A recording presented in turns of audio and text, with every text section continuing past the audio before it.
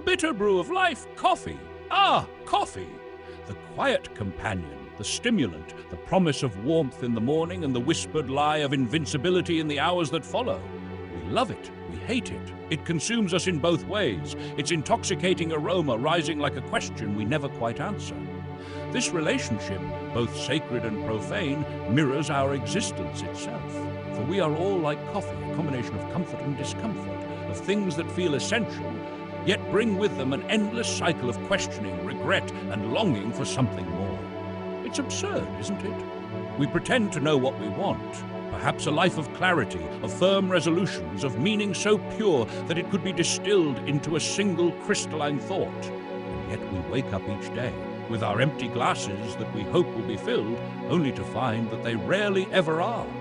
The glass is sometimes half full, sometimes half empty, but no matter what, the fact remains, the glass is always there awaiting something to fill it, even as we stand, wondering if it's even worth the effort. We continue to pour. But what are we pouring, if not more questions? Isn't that the game we play in all things? We build our codes, our small abstractions, and create systems of meaning that can barely understand. And in that building we do not find perfection, but the curiosity of constant construction. Life is not the immaculate system we hope to design, but the chaotic, unpolished code we fumble with, rewriting, debugging, testing in the dark, because somehow there is a thrill in its imperfection. We delight in the mess. Perhaps in the same way we glimpse at the universe itself through the lens of scientific method, which illuminates the darkened room of our ignorance.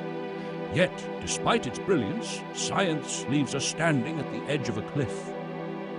Unsure whether the ground we stand on is solid or simply a convenient illusion built by our minds. The laws of nature, so seemingly unchanging, present us with comforting certainty. But deep within their seemingly rigid structure, there is a nagging thought that perhaps they too might one day fall into the entropy of their own becoming. What then is the purpose of it all? Are we to bow to the comfort of logic, to embrace the beauty of equations and structures, knowing that in the end it may all just be the result of some cosmic joke? Let us consider the reflective lamp on the table, a seemingly simple object, yet it embodies everything. Light bounces off its mirrored surface, and in that moment we are invited to gaze at ourselves, to reflect not only on the physicality of our being, but also on the absurdity of it. We have no ceiling lamp, no grand light to guide us, and yet this small, humble lamp serves its purpose just fine. And what if that's all we need? A single point of reflection in a world where we often search for the universal light, the meaning of existence itself. But what of this world we inhabit, this web of codes and abstractions, this game of life that we constantly try to make sense of? Gödel's incompleteness theorem reminds us that no system, no set of axioms can ever explain everything. There will always be something just outside the grasp of our knowledge, always an unknowable error lurking in the void. We can build systems of meaning, we can create numbers, e-pi, the endless expansion of thought, but what are they really if not abstractions, convenient tricks to mask the fundamental uncertainty of existence? A number is not real, not in the way a table is real. It is but a representation of something deeper, an attempt to grasp at the intangible. Is the universe itself a simulation? Can it be anything other than that? And if so, who is the one running the simulation? Is it God or something beyond that? Something we have no language for, a force that is beyond even our reckoning. This simulation argument, propounded by Nick Bostrom, which asserts that we might live in a simulation, is the perfect mirror to the absurdity of existence. Yet it is perhaps too much of a leap. For even if we entertain such an idea, we are left with the question, what is a simulation? What does it mean for something to be real? Does the reflection in the lamp cease to be real just because we cannot touch it? And if the universe is a simulation, does that make the code behind it the true reality, or is it simply another abstraction, layered atop another? Yet even this seeming error in our reasoning, does not stop us from continuing to look for answers. Even when the camera sits unused, gathering dust, we continue to live in the pursuit of something, even if we can't always articulate what that something is. We buy records, read books, learn languages. Everything is a search, a reflection of our inner desire to understand something greater.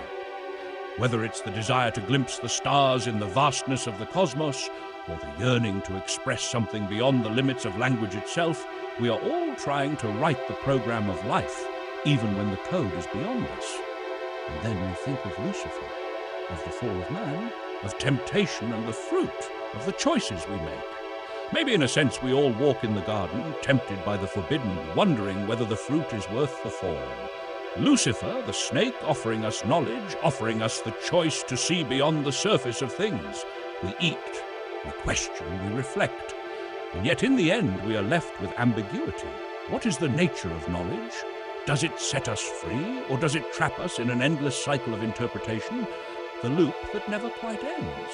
Perhaps that's the true nature of existence, the endless loop of seeking and never fully finding. Like the endless string of foreign words we struggle to learn, understanding them but never fully mastering them.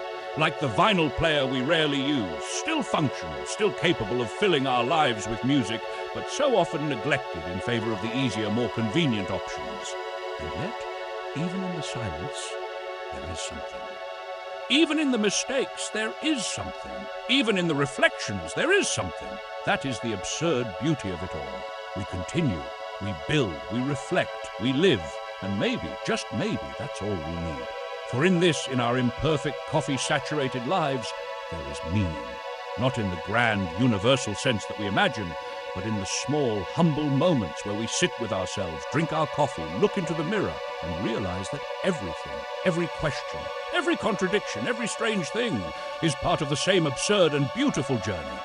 And perhaps that is the ultimate code, a program that never quite runs the way we expect, but still always continues.